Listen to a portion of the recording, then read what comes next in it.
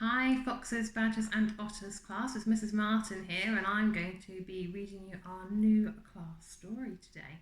I thought what makes more sense to read at the minute than George's Marvellous Medicine by Roald Dahl.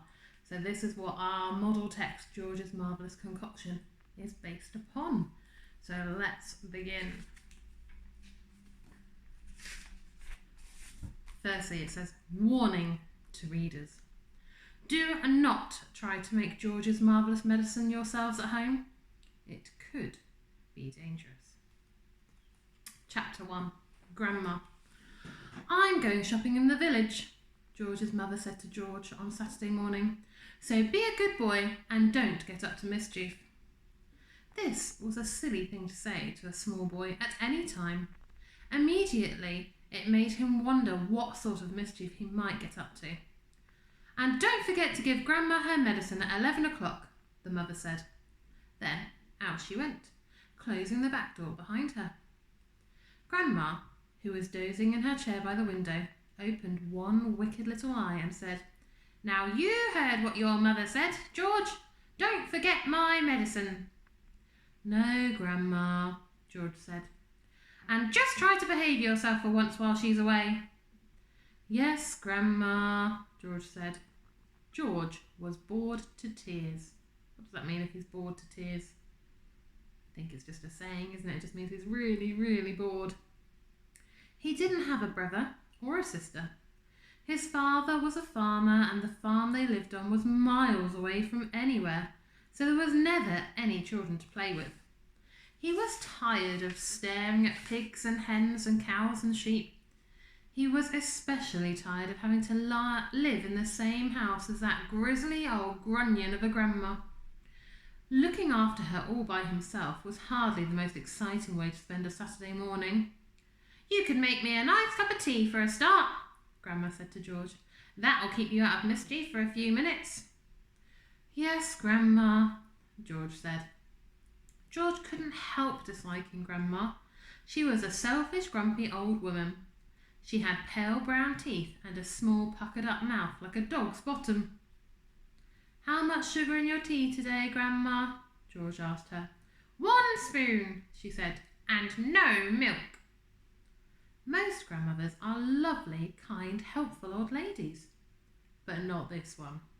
She spent all day and every day sitting in her chair by the window, and she was always complaining, grousing, grouching, grumbling, griping about something or other. But never once, even on her best days, had she smiled at George and said, Well, how are you this morning, George? Or, Why don't you and I have a game of snakes and ladders? Or, How was school today? She didn't seem to care about other people, only about herself. She was a miserable old grouch. George went into the kitchen and made Grandma a cup of tea with a tea bag. He put 1 spoon of sugar into it and no milk. He stirred the sugar well and carried the cup into the living room. Grandma sipped the tea. It's not sweet enough, she said. Put more sugar in. Oh, she doesn't sound like a nice woman, does she? Because I'm sure she said to George earlier she only wanted 1 sugar, and that's what he put in. George took the cup back into the kitchen and added another spoonful of sugar. He stirred it again and carried it carefully into Grandma. Where's the saucer? She said. I won't have a cup without a saucer. There's Grandma there with George.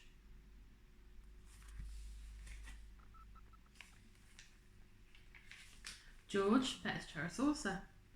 And what about a teaspoon, if you please? I've stirred it for you, Grandma. I stirred it well. I'll stir my own tea, thank you very much, she said. Fetch me a teaspoon. George fetched her a teaspoon. When George's mother or father were home, Grandma never ordered George about like this. It was only when she had him on her own that she began treating him badly. You know what's the matter with you? The old woman said, staring at George over the rim of the teacup with those bright, wicked little eyes. You're growing too fast. Boys who grow too fast become stupid and lazy. But I can't help it if I'm growing fast, Grandma, George said. Of course you can, she snapped. Growing's a nasty, childish habit. Do you think George has any choice over how fast he's growing? I'm not sure about that. But we have to grow, Grandma. If we didn't grow, we'd never be grown-ups. Rubbish, boy, rubbish, she said.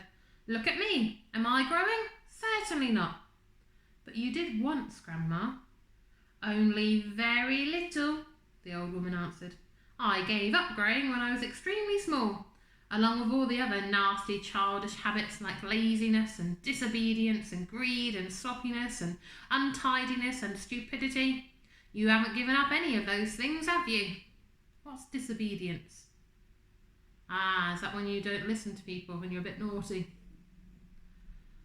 I'm still only a little boy, Grandma. You're 8 years old, she snorted. That's old enough to know better. If you don't stop growing soon, it'll be too late. Too late for what, Grandma? It's ridiculous, she went on. You're nearly as tall as me already. Are any of you as tall as some adults that you know? I know a few people in my class are. George took a good look at Grandma. She certainly was a very tiny person. Her legs were so short she had to have a footstool to put her feet on, and her head only came halfway up the back of the armchair. Daddy says it's fine for a man to be tall, George said. Don't listen to your daddy, Grandma said. Listen to me. But how do I stop myself growing? George asked her. Eat less chocolate, Grandma said. Do you agree with that? If you eat less chocolate, you stop growing? Does chocolate make you grow? It makes you grow the wrong way, she snapped. Up instead of down. Grandma sipped some tea, but never took her eyes from the little boy who stood before her. Never grow up, she said. Always down. Does that make any sense? I'm not sure about that. Yes, Grandma. And stop eating chocolate. Eat cabbage instead. Cabbage? Oh, no, I don't like cabbage, George said. It's not what you like or what you don't like, Grandma snapped. It's what's good for you that counts. From now on, you must eat cabbage 3 times a day. Mountains of cabbage.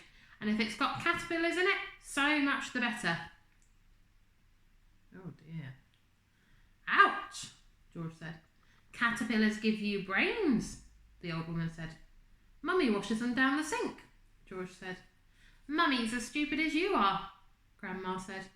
Cabbage doesn't taste of anything without a few boiled caterpillars in it. Slugs too. Not slugs, George cried out. I couldn't eat slugs. I'm not sure I could either. Whenever I see a live slug on a piece of lettuce, Grandma said, I gobble it up quick before it crawls away. Delicious. She squeezed her lips together tight so that her mouth became a tiny, wrinkled hole. Delicious, she said again. Worms and slugs and beetly bugs. You don't know what's good for you. You're joking, Grandma. I never joke, she said. Beetles are perhaps best of all. They go crunch. Grandma, that's beastly. She grinned, showing those pale brown teeth.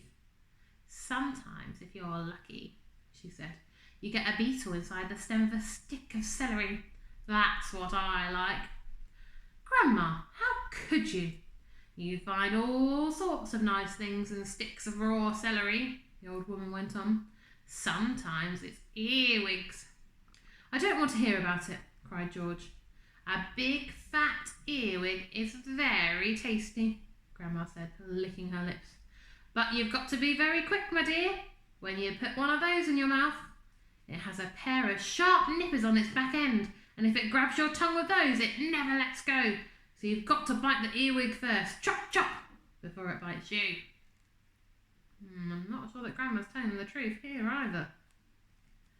George started edging towards the door.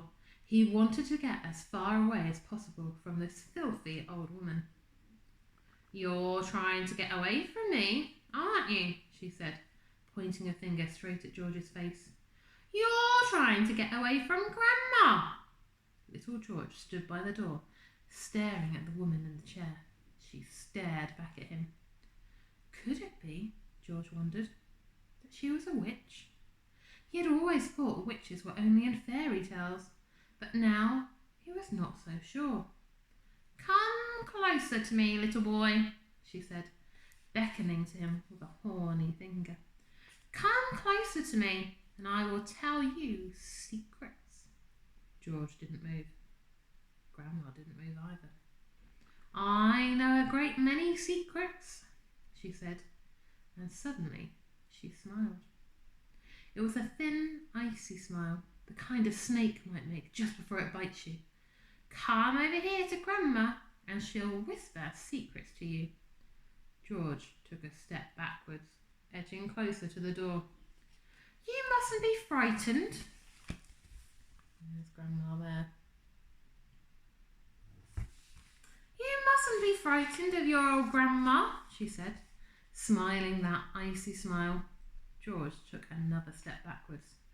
"Some of us," she said, and all at once she was leaning forward in her chair and whispering in a throaty sort of voice George had never heard her use before. "Some of us," she said, "have magic powers that can twist the creatures of this earth into wondrous shapes." A tingle of electricity flashed down the length of George's spine. He began to feel frightened. "Some of us," the old woman went on, "have fire on our tongues and sparks in our bellies and wizardry in the tips of our fingers. Some of us know secrets that would make your hair stand straight up on end and your eyes pop out of their sockets." George wanted to run away, but his feet seemed stuck to the floor. "We know how to make your nails drop off and teeth grow out of your fingers instead." George began to tremble. It was her face that frightened him most of all, the frosty smile, the brilliant, unblinking eyes. "We know how to have you wake up in the morning with a long tail coming out from behind you." "Grandma," he cried, "stop!" "We know secrets, my dear, about dark places where dark things live and squirm and sliver all over each other." George made a dive for the door. "It doesn't matter how far you run," he heard her saying. "You won't ever get away."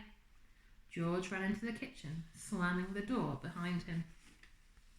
Can you see now what a nasty character Grandma was? She really wasn't very kind at all, was she? Okay, join me next time for chapter 2.